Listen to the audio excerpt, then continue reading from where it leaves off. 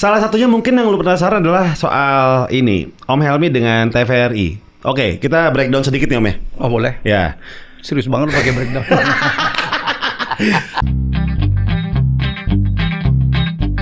Howdy. Ngobrak, ngobrak, ngobrol, ngacak, ngobrak, ngobrol ngacak. Kita mau nyetir dari Chicago to LA, Route 66. Wih. Drive mobil. Oh iya. Makanya perusahaan gue tuh namanya R66 itu. Route 66 Route itu. 66. Itu kan USA highway pertama tuh. Iya. Jadi kalau dulu orang Amerika bilang kalau lo mau belajar itu go west tuh karena mereka itu tuh dari timur ke barat kan. Dari Chicago tuh. Karena dulu kan gold miningnya tuh kan di San Francisco. Nah di situ tuh yang terjadi ditemukannya Levi's segala macam. Oke, makanya tuh jadi kalau mau jadi kalau kita tuh lo ke kota, kalau mereka tuh istilah go west pergi ke barat gitu. Ke barat. Nah, kita mau nyetir itu. 3 minggu lah. Stop. Orang-orang tua semua lu janganlah lu ke barat. Pembukaan yang menarik dari Om Helmi Yaya di segmen ngobrol ngajak. Om Helmi, apa kabar Om Helmi? Udah masuk. Untuk gua gak ngomong sembarangan. Terima kasih Gofar, undang aja. Thank you Om. Ini apa namanya ngomongnya soal road trip gitu kan? Iya. Road 66 trip. Ya, road 66 trip. Iya. Tadi sempat disinggung bahwa emang zaman dulu ya kalau misalnya orang yaudah dia ke Jakarta, pergi ke kota untuk mencari peruntungan. Kalau di Amerika tuh beda Om ya? Ke barat ya? Iya. Jadi dulu itu tuh obsesi gue banget tuh. Ya. Jadi barangkali orang kan banyak tahu lagu Road 66 itu. From Chicago to LA itu lagunya Nat King Cole. Oke. Ya, itu tuh untuk gue itu selalu obsesi gitu. Kebetulan teman-teman gue terutama yang pernah kuliah di Amerika itu juga begitu gue ajak itu tuh, waduh semuanya suka tuh. Ayo. Karena itu banyak orang yang melakukan road itu ya. Itu jadi lagu, jadi series, jadi film gitu. Kita bahkan emblemnya tuh legend ya. Bukan itu aja tuh yang sign-sign itu sign itu kan ada di kafe-kafe. Jangan-jangan di ini lo ada juga ya. Jadi sejarah itu adalah jalan tol pertama kali. Ya itu adalah highway pertama Amerika. Legend banget. Jadi dulu itu dihubungkan dengan memang di barat itu terutama di sekitar San Francisco kan ada gold mining. Ya, jadi orang ke sana tuh mencari peruntungan. Ya, mencari peruntungan. Nah, di situ juga dihubungkan dengan penemuannya Levi's. Ya, ada Levi Strauss kan namanya. Menemukan satu jeans, bahannya diambil dari Genoa, dari jean gitu, dari kota jean dari apa Prancis. Denim segala macam warna tuh denim dan kemudian dikasih itu tuh yang dikasih legendnya tuh kan ada saku kecil itu di sebelah sini ya. Iya, itu untuk kalau dia dapat emas taruh di situ. Oh, kalau kita koin atau kunci. Oh, awalnya gitu ya? Awalnya gitu dan itu menjadi wah meledak gitu. Apalagi dikasih apa ya button supaya dia nggak cepet robek. Karena kan mereka suka masukin di saku. Jadi ceritanya tuh banyak banget. Film yang pakai setting Route 66 itu juga banyak banget. Betul. Mestinya kan kalau lagunya bilang From Chicago to LA, tapi LA itu kan nggak menarik untuk tempat stopan akhir. Akhirnya mereka geser ke Santa Monica. Jadi kalau teman-teman pernah ke Santa Monica itu ada namanya Promenade. Di situ ada Bubba Gump. Itu yang restoran shrinknya yang ada di jadi Tom Hanks ya. Apa itu yang dalam yang lari-lari itu? Ya itu Forrest Gump. Iya. Run Forrest run. Jadi di situ, wah menurut gua itu menarik dan saya throwing di idea ke teman-teman dan mereka suka. Akhirnya kita bikin perusahaan. Kita akan bikin perusahaan yang akan memanage YouTuber top, content creator top, lagi ngerayu Gofar di gabung. Udah gabung aja sama-sama. Yang udah masuk siapa aja sih? Rian The Massive masuk ya? Rian The Massive, Maeli, kemudian Maeli masuk? Ya, kemudian Om William Wongso, ada gua, kemudian juga ada Mardigu ya.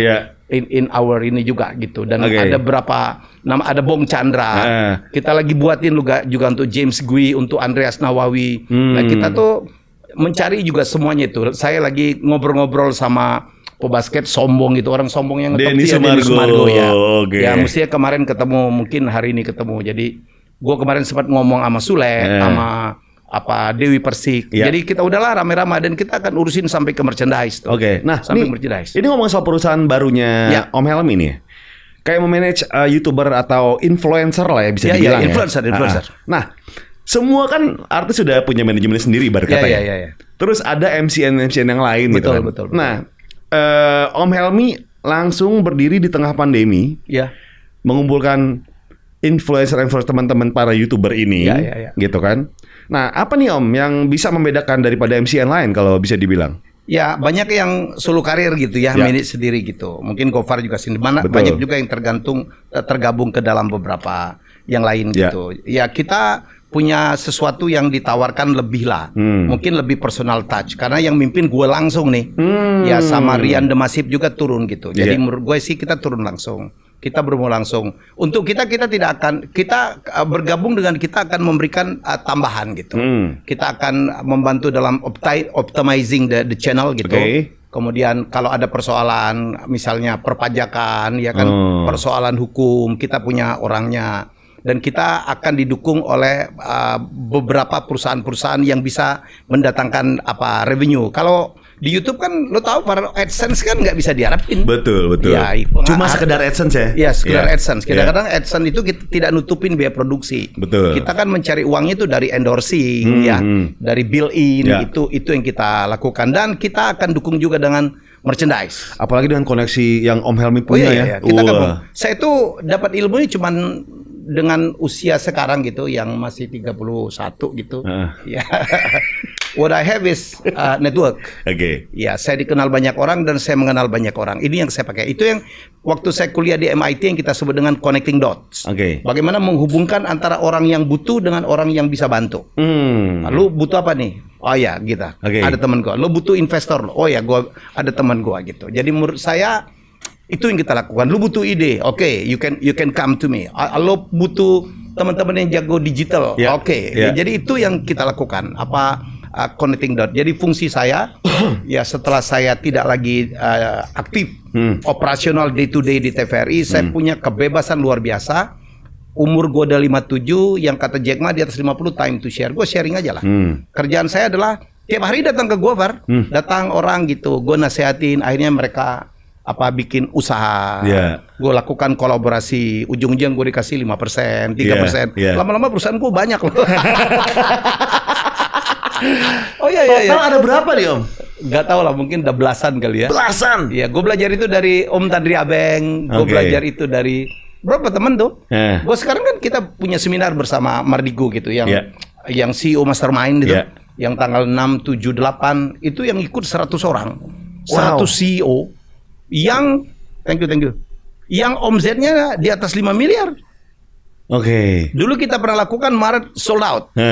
Ini kita lakukan dengan harap-harap cemas. Semoga Jakarta membolehkan. Dan sekarang kan PSBB udah dilonggarin. Dan kita akan buat lagi di Hotel Ciputra. Sold out dari 2 minggu yang lalu. Ada yang ikut lagi loh. Kenapa? Yang mahal itu kan memang ada gua, ada Mardigu, kemudian ada Sandi Uno, dan ada Gita Wirjawan. Ya itu bahaya semua. Bahaya lah ya kan. Itu bukan itu aja tuh. Ya kita akan ilmu bener tuh. Dan Sandi Uno dengan Gita Wirjawan akan bermain seperti shark investor. Jadi nanti ada pitching, kalau ide lo bagus mereka invest beneran. Oke. Jadi tapi misalnya saya nih datang gitu kan, jadi peserta gitu, atau teman-teman datang jadi peserta gitu. Kan. Dia punya konsep yang sangat menarik. Itu dikeluarkan di situ bisa ya? Bisa. Atau misalnya lo mau bikin lawless lagi di tempat lain gitu. Mungkin butuh modal. Di Chicago misalnya. Di Chicago saja ya. Cikini kali pasir gondang dia dulu zaman gua tuh. Chicago, Cikini kali pasir gondang dia. Rute bis atas. Kalau kata orang Bogor gini Om. Chicago, Cikaret Kampung Gout. Jadi balik ke situ tuh Pak. Tapi yang lebih gila lagi Pak gitu. Begitu kita mengumpulkan 100 orang dengan omzet minimal 5 miliar 1 tahun, apa yang terjadi? Itulah yang mereka kejar, sehingga ada yang ikut lagi. Jadi mereka, 2 kali nih? Ada orang yang 2 kali gitu ya? Banyak. Ikut lagi, kenapa? Karena mereka mencari komunitas. Ya, saya kan selalu kalau ngeliat, ya Anda mungkin ketemu saya sudah pernah Ketemu Mardigu mungkin udah bosen kali ngelihat dia ngoceh di video. Iya, ketemu Sandi oke lah, ketemu kita Wirawan oke lah. Yang lebih gila lagi adalah Anda sekarang bergabung dengan 100 orang. Ingat statement saya, burung yang sama hinggap di dahan yang sama. Orang sukses akan bergabung dengan orang sukses. Ya, orang yang mindsetnya hebat akan bergabung dengan orang mindset. Jangan-jangan investor yang lu cari ada di sini nih. Sekitaran. Iya. Jangan-jangan partner yang lu cari ada di sini nih. Betul. Jangan-jangan supplier yang lu cari ada di sini. Jangan-jangan reseller yang lu cari ada di sini. Itu yang sangat mahal. Itu orang datang bayar berapa tuh, Om? Di atas 10 lah. Di atas 10 juta udah sold out. Sold out. Dan malah kita buka lagi kelas Februari ini. Kita buka lagi kelas Februari, udah banyak juga yang daftar. Oh iya. Iya. Gokil. Saya juga buka kelas tentang komunikasi. Komunikasi kan betul nggak, Pak? Saya akan bikin lagi 29 30 28 29 di Jogja. Itu kelas komunikasi untuk pebisnis ya. Ya, gua akan ngajarin bagaimana public speaking, itu banyak kali. Tapi gua ngajarin bagaimana bikin deck. Nah, penting tuh. Kan lo ngerasain kalau punya ide kan harus ditulis tuh. Itu namanya deck. Betul. Semakin menarik deck, semakin orang bakal ngeliat dengerin omongan kita ya. Itu nggak gampang tuh. Ada ilmunya tuh. Terus ada orang jago deck tapi nggak jago cara menyampaikan. Itu ilmu yang disebut dengan pitching. How to do the pitching. Ketemu investor barangkali dia punya waktu 3 menit. How in 3 minutes you can convince them. Ya, dan gue juga akan ngajarin bagaimana ilmu negosiasi. Wah, itu seru banget. Ada juga kayak gini, Om, kayak misalnya presentasi segala macam, public speaking ternyata memang harus utama banget, Om ya. Ada beberapa yang kita ketemu petinggi, cuma di lift. Gue cuma waktu sampai ke lantai 5 nih ya. Gue pengen denger apa omongan lo gitu. Itu penting banget. That's what we call elevator speech. Elevator speech. Lo ketemu dengan Sandi mungkin nggak bisa minta waktu dong. Tapi kadang-kadang jalan itu. Ketemunya di kawinan, ketemunya di parkiran, ketemu mungkin di mall lagi belanja. Kan kita, Om, gue begini nggak bisa nggak gue minta waktu gitu. Gue punya ide gini, keren loh. Wah, itu dalam 3 menit lo harus membuat dia wow. Oke, nanti lo hubungin sekretaris gue nih. Wah, ketika dia udah ngasih kartu nama untuk hubungin berarti itu udah pintu udah terbuka. Udah terbuka ya. Itu ada ilmunya tuh. Nah, jadi ide lu boleh hebat, tetapi kalau lu nggak punya ilmu-ilmu gitu, kan banyak sekali kejadian. Kadang-kadang kita ketemu partner, ketemu investor itu di tempat-tempat yang tak terduga. Nggak terduga. Lagi main sepeda. Om, gitu. Nah, nih Om, kasih kisi-kisi sedikit sama teman di sini kan. Misalnya dia pengen presentasi, wah ketemu Om Helmi nih lagi main sepeda nih. Gue takut so asik, negornya gimana, tapi gue pengen menyampaikan ide gue. Mungkin kasih kisi-kisi sedikit sama teman-teman di sini, Om. Gimana caranya? Gue punya juga seminar the 3 minute openers gitu ya. 3 minutes opener itu penting. Kalau komunikasi gitu, bagaimana dalam 3 menit tuh orang tuh terpukau. Gue nyebutnya tuh opener gitu. Kalau gue tuh, barangkali saya udah ngomong berapa kali gitu ya. Saya punya ilmunya gitu. Bagaimana dalam 3 menit, ya punya tips bukan ilmu lagi ntar dikira orang pintar lagi. Punya tips bagaimana dalam 3 menit. Ya kita bisa nembak dia dan akhirnya dia mau dengerin. Tanpa menjadi so asik ya? Oh ya, itu kadang-kadang batasnya itu tipis tuh. Wah, Om, asik sama so asik itu dikit banget, tipis banget gitu. Iya, bagaimana masuknya elegan. Kalau gua kan beruntung karena sebagian besar kan kenal gua tuh. Kecuali bapaknya Dinar Candy nggak kenal gua lo kemarin. Kan pernah nonton TV dia. Bapak Dinar Candy. Jadi tamu gua dia gak kenal. Ini siapa ya? Mati gua. Rumahnya dekat Jakarta padahal. Bapaknya guru gaji. Bapaknya Dinar Candy guru gaji. Ya tapi gua praktekkan itu kayak di luar ya. Keluar gitu ketemu. Saya selalu bilang saya pernah ketemu dengan Robert T. Kiyosaki. Waktu itu dia datangi Letung Desem untuk kasih motivasi di balai sidang. Gue jadi MC-nya di backstage, gue ketemu dia gitu, ada istrinya Kim itu yang cantik. Gue lihat, orangnya Amerika kan kalau ngelihat kita tuh kayak gimana gitu. Dan gue selalu punya opener tuh. Kalau orang bule ya, terutama Amerika gue tau lah. Seluruh orang itu selalu tying ke sport. Tying ke sport. Ya, jadi dia punya seneng banget. Jadi kalau orang Amerika tuh kan level pendapatnya udah tinggi banget. Selalu mereka apresiasi itu ke sport. Kayak kalau kita tuh, kalau anak Jakarta tuh pasti seneng sama Persija lah ya kan. Betul. Ya kalau gue Sriwijaya FC lah gitu ya. Jadi gitu. Jadi kita bisa nembak ke situ tuh jalur yang sangat luar biasa tuh. Ya jadi waktu kasus Kiyosaki itu saya bilang, hey, I heard that you live in Phoenix ya. Iya. Dia bilang, iya. Pembukanya Phoenix. gitu? Iya, iya. Oke. Phoenix. Dia bilang, what do you mean? No, I love Diamondback. Diamondback itu adalah klub baseballnya Phoenix. What? You know Diamondback? Yeah. Jadi cair. Saya bilang, I was Miamian. Saya tuh dulu di Miami, but I prefer Diamondback. You know, wah gitu udah langsung tuh udah kayak temenan aja. Ya. Nah ini gue satu hari gue ketemu dengan Tyson yang lakinya Melanie Ricardo. Dia kan nggak kenal gue. Gitu. Dia nggak kenal gue. Wow, gimana gitu dia nggak kenal gue, dia nggak pernah nonton TV juga kan. Orang Australia satu itu ya, bule satu itu. Gue bilang, hey, I heard that you love Jordan very much. Iya, dia bilang gitu. I met him 3 times. Ketemu sama Jordan Om? Ya gue iya dong, kan gue kan bukan interview ya. Kan gue dulu kan cover NBA Live kan. Oh iya, final berapa? Bener. I met him 3 times. Wih, langsung deket tuh. How can you do that? Kayak gitu-gitu. Itu jadi saya pikir that's what we call opening tuh. Jadi kita tahu tuh. Jadi riset memang sedikit mungkin dia ya. Ya, referensi itu menjadi penting kok Pak. Ya, jadi tapi saya ini juga lah seneng anak-anak milenial sekarang banyak belajar, banyak tahu gitu, banyak tahu tentang trivia. Nggak bener kalau dikatakan anak milenial itu cuek gitu. Dan pengetahuannya tuh cetek banget. Enggak, gue menemukan banyak sekali yang asik diajak ngobrol, tahu banyak gitu. Jadi menurut saya itu endapan di otak itu penting tuh. Itu yang jadi modal tuh. Oh, ketemu Sandi. Sandi kan, bos, oke keren, udah langsung masuk tuh. Ya kan? Iya gitu. Atau misalnya ketemu Gita, waduh, gua ngikutin Gita, ankoranya keren. Jadi itu adalah tanpa menjadi lebay gitu, ya. Jangan salah pertanyaan. Gue dulu pernah memandu menjadi moderator wawancara Karim Abdul-Jabbar, The Legend gitu. Legend. Wah, Karim Abdul-Jabbar pemain NBA, basket gitu ya. 7 berapa gitu, pemain paling tinggi ya. Tapi orang ini kan nggak happy. Kan lahirnya kecepetan, Gofar. Jadi NBA dulu kan nggak terlalu bikin pemainnya kaya kan. Dia itu udah selesai gitu, baru pemain-pemain baru itu yang levelnya di bawah dia tuh dapat gaji lebih tinggi.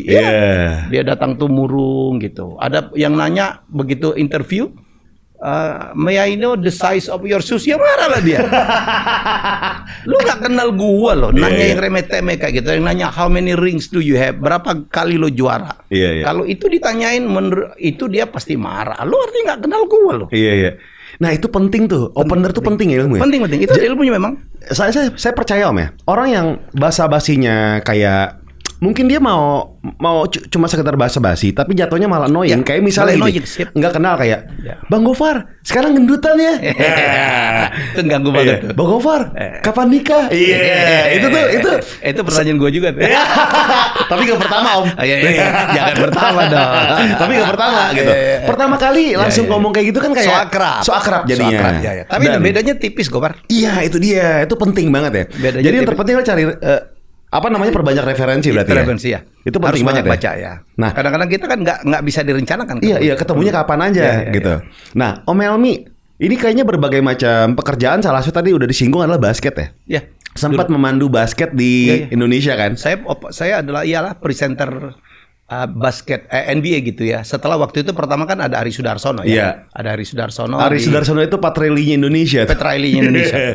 Mirip banget. Rambutnya pakai jelly gitu. Nggak tahu gue sehari ngabisin berapa jelly itu.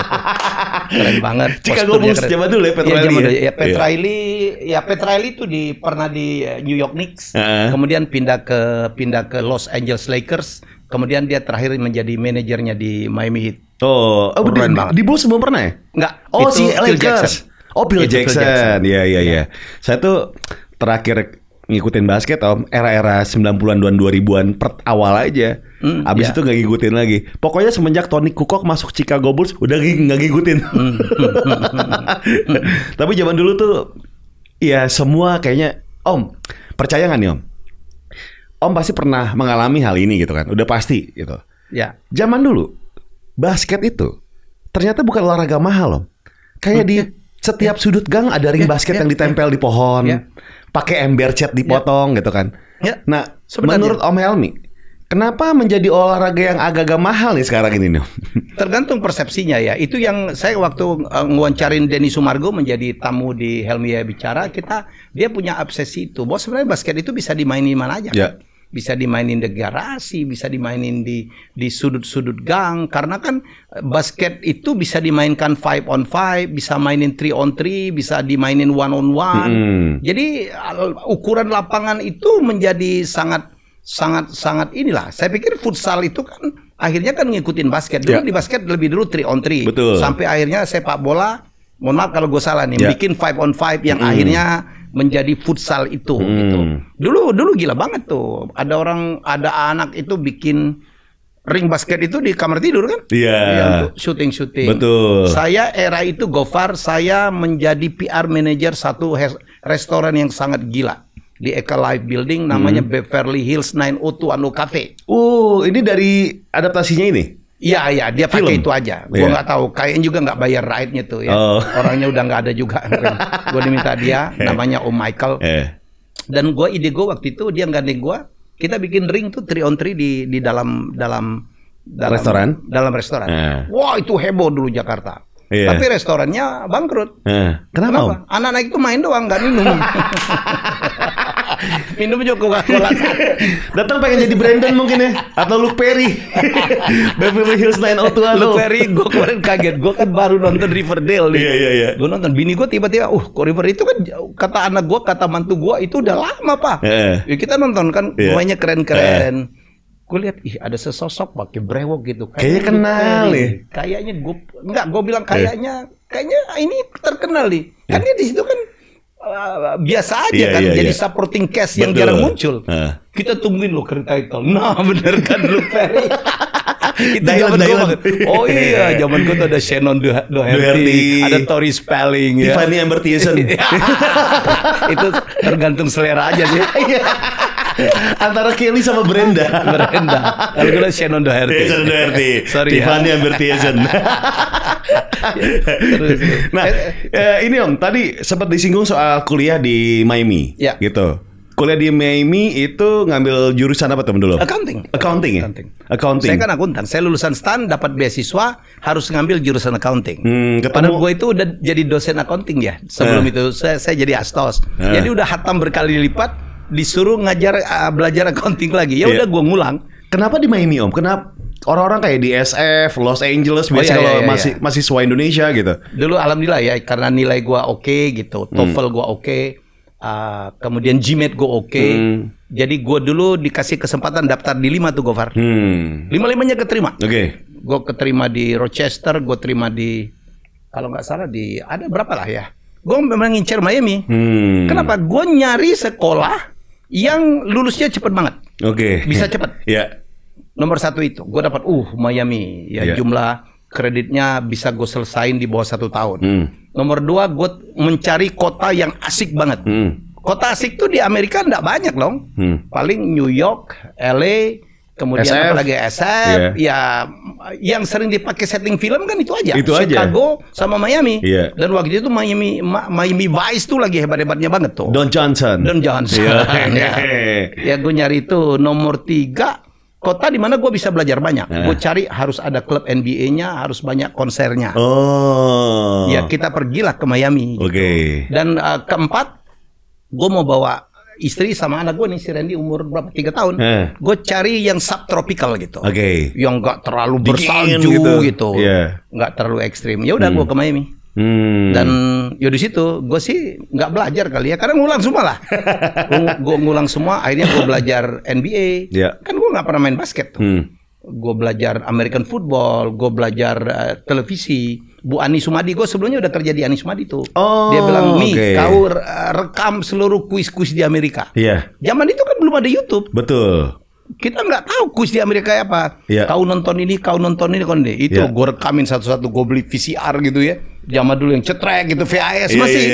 Gitu. Jadi itulah akhirnya gue ke Miami, dan saya pikir that's the good choice. Karena saya di situ ada Miami Heat, Di situ ada Miami Dolphin, ya, dan di situ ada pantai. Setiap kali gue stres, gue ke pantai Miami, lo tahu sendiri tuh. Betul. Ya, di film-film udah bagus banget itu. Bagus banget tuh, yang setting Art Deco. Rumah-rumah orang kaya banyak di situ. Dan di situ ada namanya Palm Beach ya. Palm Beach itu tempat orang kaya-kaya. Jadi it's like Malibu, tapi menurut saya ini gila tuh. Lebih kaya dari Malibu di situ, Tiger Woods di situ gitu. Jadi menurut saya sih saya belajar banyak. Saya ke Amerika nggak hanya belajar accounting ya. Accounting nggak nambah banyak lah karena kita di STAN itu udah hatam lah accounting. Apalagi saya jadi dosen, jadi asisten dosen. Jadi saya lebih banyak belajar tentang American culture, bagaimana kebiasaan Amerika, bagaimana pola mereka berpikir, dan di situ gue ketemu Gita Wirjawan. Pada saat gue kuliah, Gita kerja di Miami. Jadi auditornya Miami Heat. Jadi yang audit Miami Heat Om Gita tuh. Om Gita Wirjawan. Makanya walaupun dia jadi Menteri Perdagangan, kalau di panggung gue jadi MC, dia bilang, "Hai bro." Orang kaget. Ini bro beneran nih. Gitu. Teman lama. Habis dari sini gue ke Gita. Oh, dari sini ke Om Gita deh. Oke. Nah, bekerja di Andi Sumadi gitu kan? Ya. Ditugaskan untuk melihat kuis-kuis yang ada di luar negeri, yang pada akhirnya dibawa ke Indonesia untuk diadaptasi, bisa dibilang kayak gitu ya? Menjadi inspirasi. Menjadi inspirasi ya. Nah, karena kita tahu kan, semua zaman dulu banyak banget kuis-kuis yang memang kalau kita lihat gitu kan, oh ini seperti kuis ini, gitu kan. Termasuk kayak America's Top 10 itu kan luar biasa gitu kan. Di Indonesia diaplikasikan lagi gitu kan. Nah, tantangan terbesar nih Om, saat itu kan teknologi lagi minim-minimnya nih ya. Betul. Tidak ada YouTube, tidak ada internet gitu kan. Membawa si kuis-kuis ini, gimana cara adaptasinya sih? Direkamnya pakai apa tuh? Ya dia pakai VCR. Pakai VCR. Kalau gue kan cuma dapat inspirasinya aja. Karena kita tidak melakukan copy paste ya. Tidak melakukan pirating gitu. Kita melakukan twisting namanya. Kita melakukan twisting. Kita twist lah supaya nggak sama. Karena nggak ada yang namanya ide original itu, Gofar. Di dunia itu nggak ada namanya ide original tuh. Karena ide itu ditwist dikit, you cannot claim. Kalau di musik mungkin 8 bar ya, ada tuh ya. Kalau sebelum di 8 bar nggak bisa diklaim dong. Kuis juga gitu, lo rubah dikit nggak ada. Tapi percayalah, bukan berarti kuis hebat di Amerika bisa sukses di Indonesia. Contohnya Om? Wheel of Fortune nggak bisa sukses di sini. Nomor 1 loh.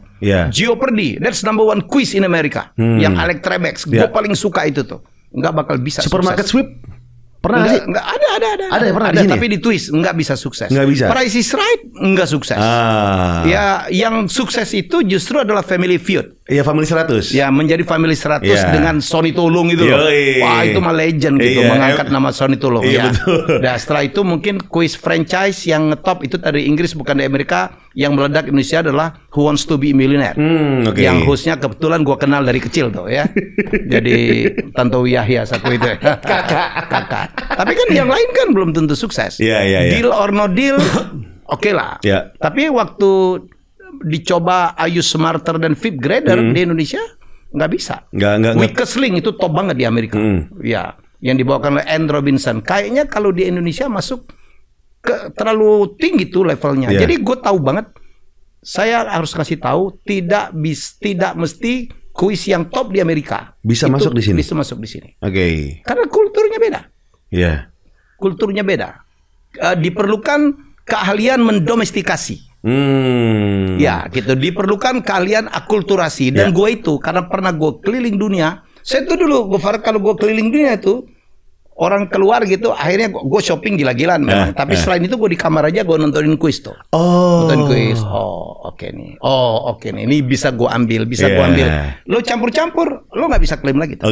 Antara kuis ini digabung gitu. Gabung. Ya, akhirnya ya udah dapat sendiri lah. Gak bisa tuh ada orang. Gue kan pernah waktu gue lagi top-topnya dengan Siapa Berani, ada orang datang ke gue.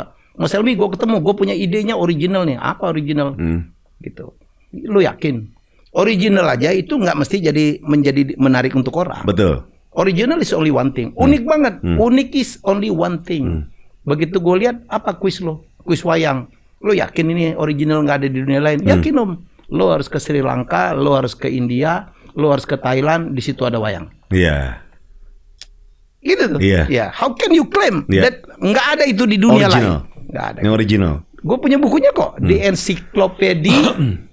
Encyclopedia of 10,000 Game and Quiz in the World.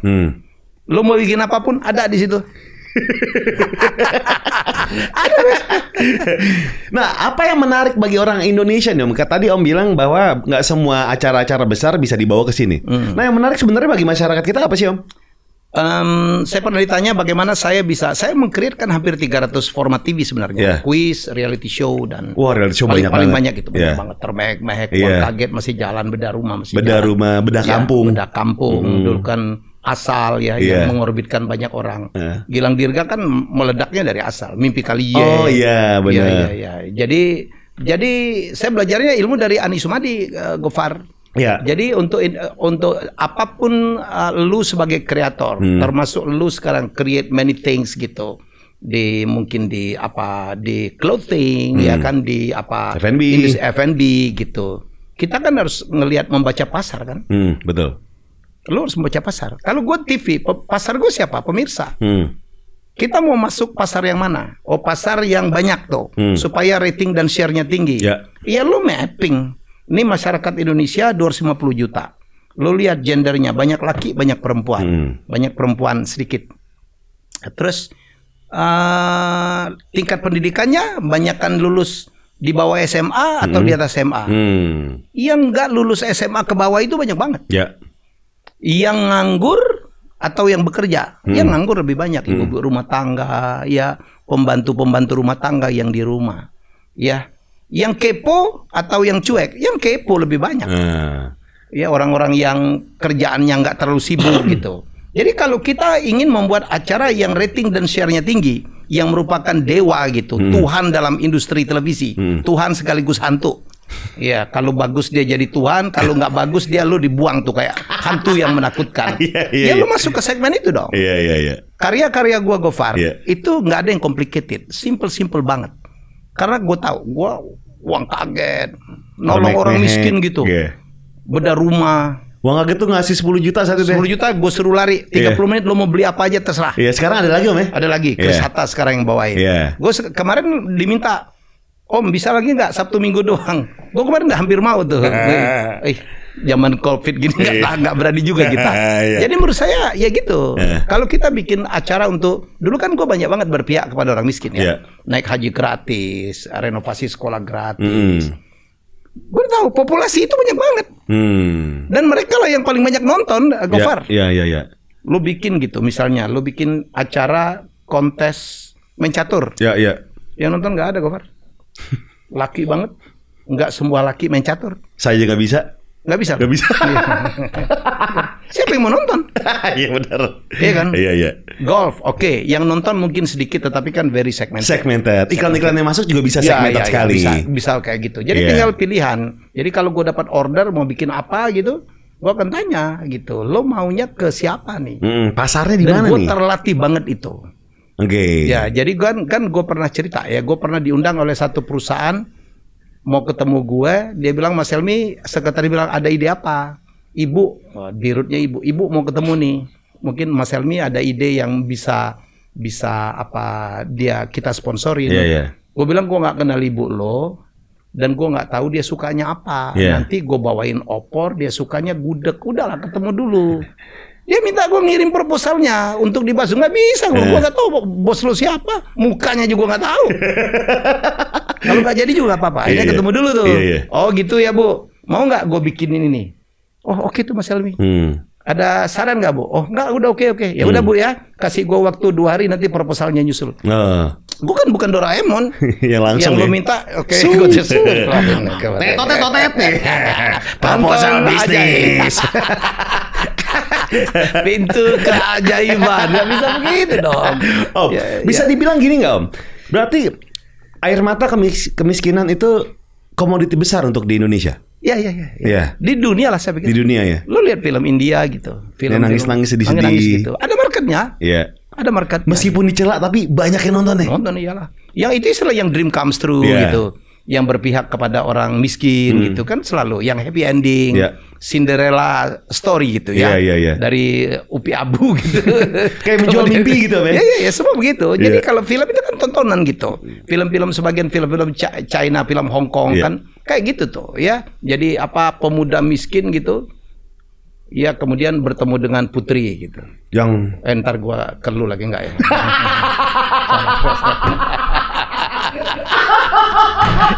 itu yang sakanya yang membuat Gofar. Jadi kok ke sana? Gue gak nyangka tulisnya ke situ. Masih ke sana.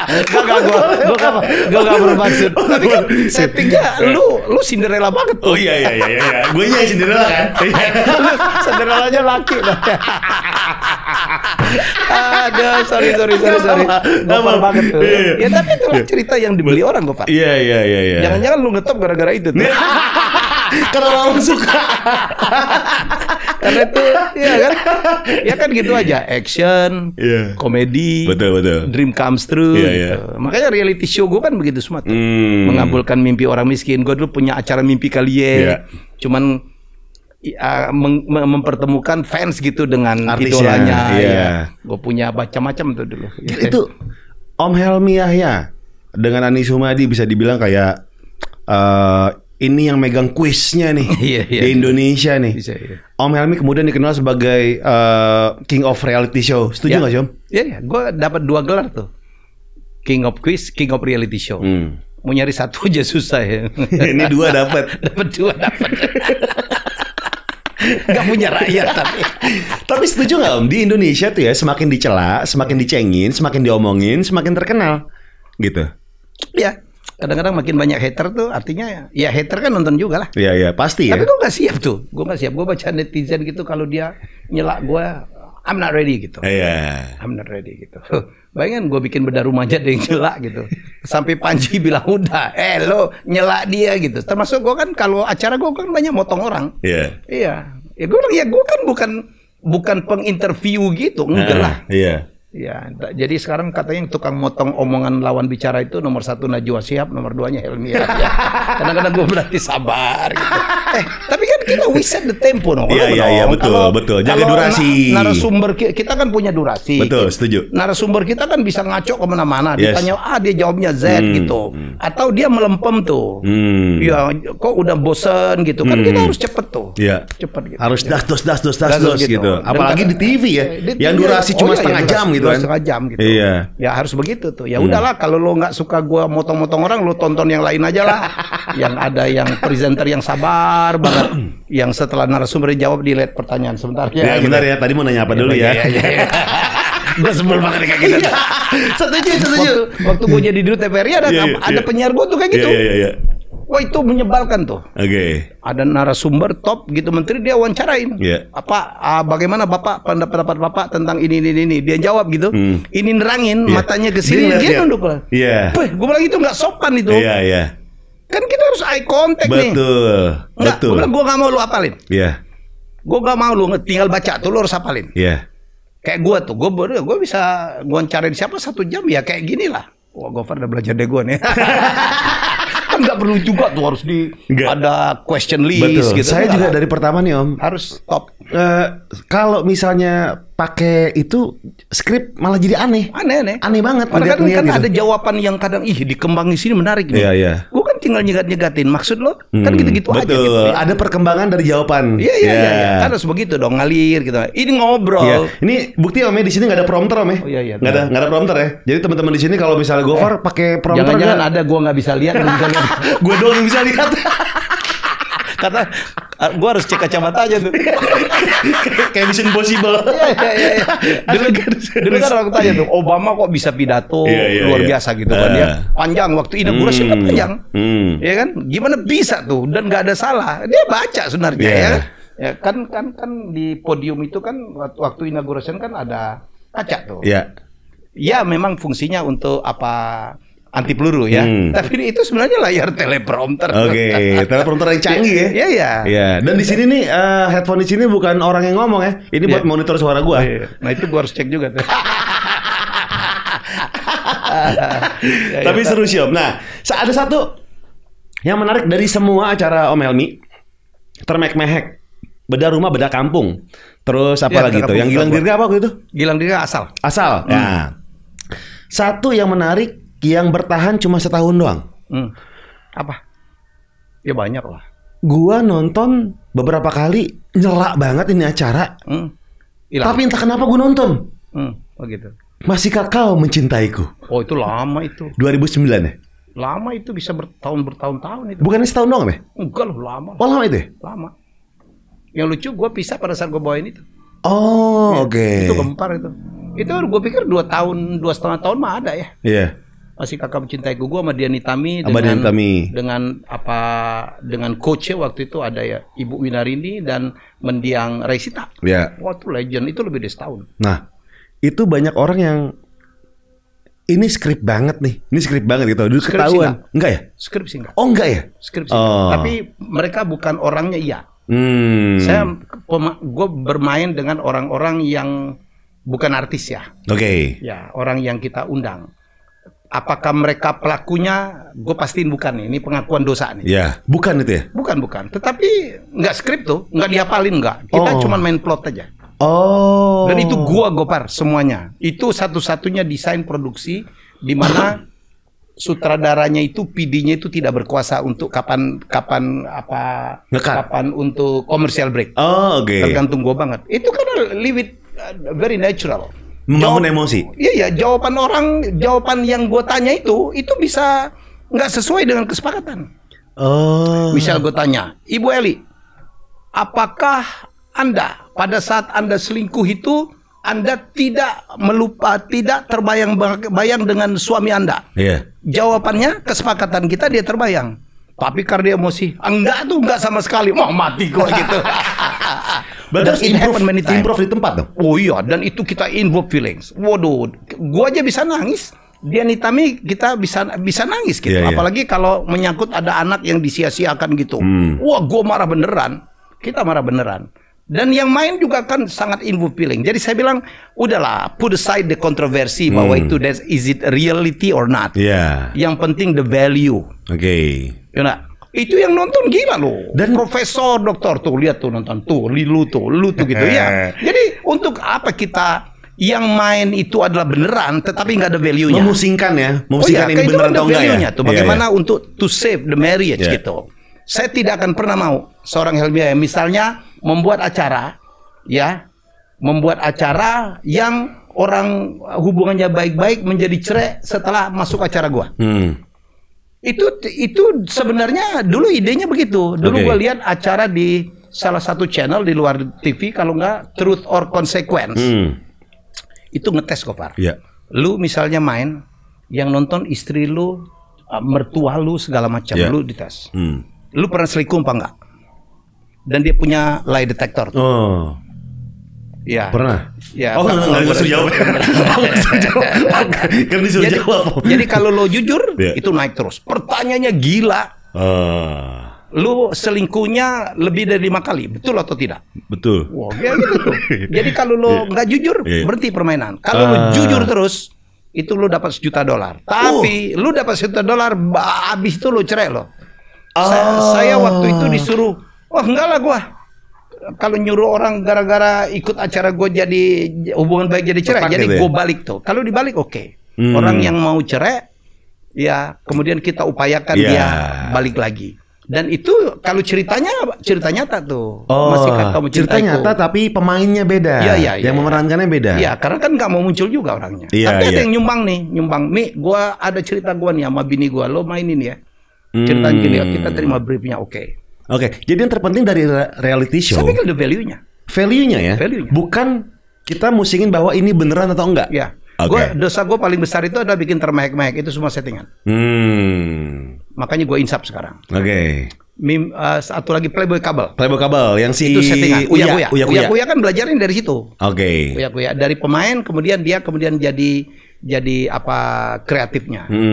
Ya, jadi yang di sini apalagi gue mainin sendiri. Termasuk gue sekarang lagi bawain tamu rahasia, nggak ada settingan. Kalau kemarin Sule jadi tamu gue, termasuk Dinar Candy, dia tidak pernah tahu yang akan datang ngetok pintu siapa.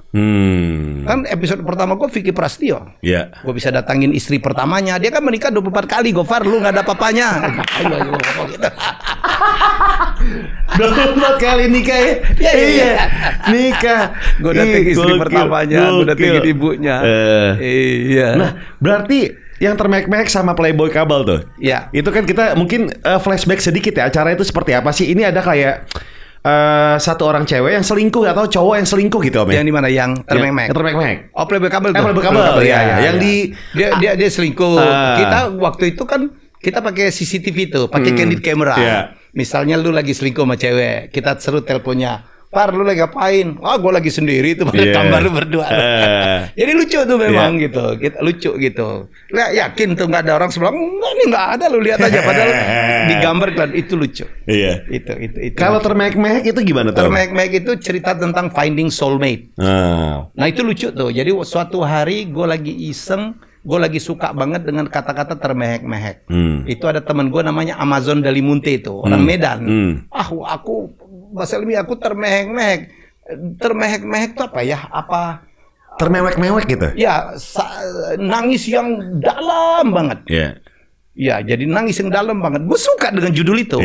Akhirnya gue panggil karyawan gue di Triwarsana. Kita ada mobil kru kita, masih ada berapa yang nggak dipasangin acara gitu.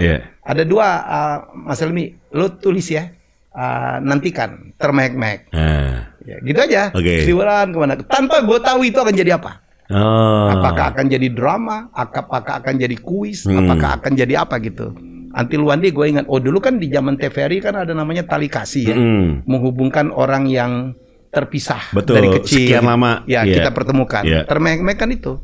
Dia mencari bapaknya yang dulu pergi dari kecil, saudaranya dia cari, mempertemukan gitu-gitu, yang bapaknya yang lari dari rumah, dia cari, ada unsur emosi di situ, ada unsur saling memaafkan. Itulah termehek-mehek. Wah, itu legend banget.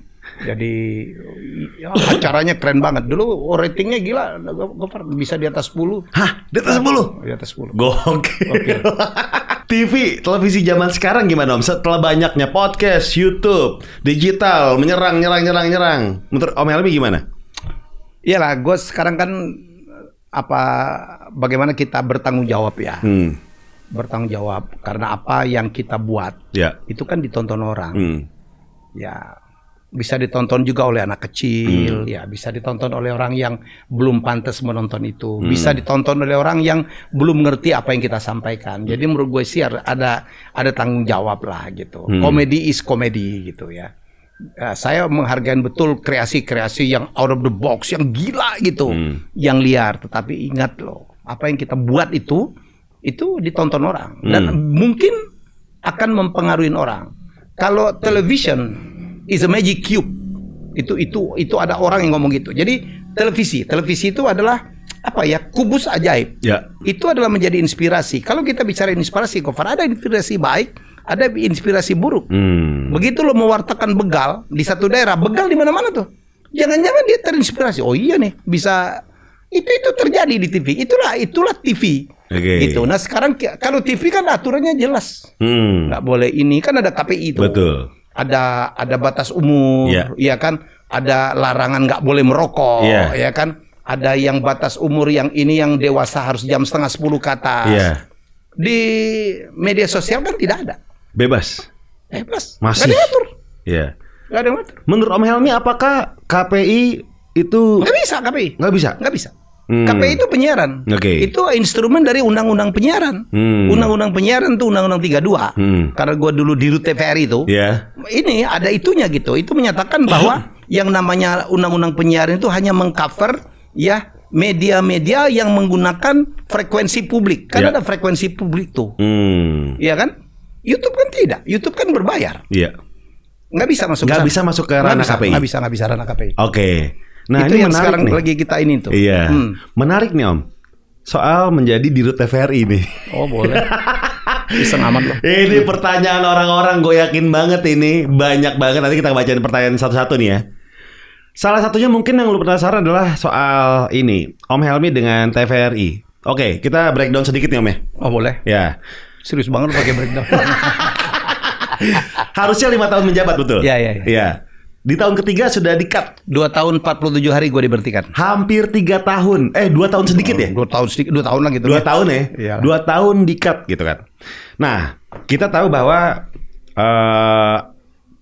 ada gebrakan baru dari TVRI ketika Liga Inggris dibawa ke sini eksklusif buat di Indonesia. Untuk free to air ya? Iya, free to air. Free to air itu yang yang tidak berbayar. Ya. Set. Oke. Terus dalam 30 tahun, bener gak nih Om ya? Gue boleh minum ya? Boleh dong. Dalam 30 tahun acara TVRI itu ternyata bisa masuk ke 10 top 10 gitu ya, top 10 acara televisi di Indonesia. Indonesia ya. Terus kenapa dipecat? Lu tanya yang mecat gue dong, dan gue lagi happy aja dipecat. Tanyanya nggak itu tuh, nggak mutu tuh pertanyaannya. Kan bukan pertanyaan lu, kan ada yang nanya itu. Lu nanya kenapa ya gitu. Iya. Kenapa dia becat gua gitu. Kan happy aja gitu. Gofar yang nanya ya, sorry gua bercanda tadi ya. Karena bagi gua menjadi dirut TVRI itu adalah sebuah country call, sebuah pengabdian. Abdian lah, gue nggak boleh bisnis, nggak boleh jadi public speaker, harus berhenti dari televisi, harus konsentrasi di situ. Iya, memberhentikan kontrak iklan gue yang sedang jalan gitu. Tapi menurut gue memang itu harus gue lakukan sebagai sebuah apa ya? Gue itu kan dibesarkan oleh TVRI. Gue dari SD, SMP, SMA, kuliah, S2 itu dibayarin negara, tau nggak? Dapat beasiswa all the way gitu.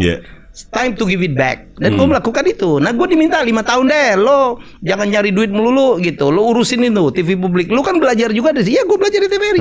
Itu alma mater gue tuh. Ya gitu. Gue dikasih 5 tahun. Tugas gue apa? Tugas gue adalah mengembalikan supaya orang nonton TVRI. Iya.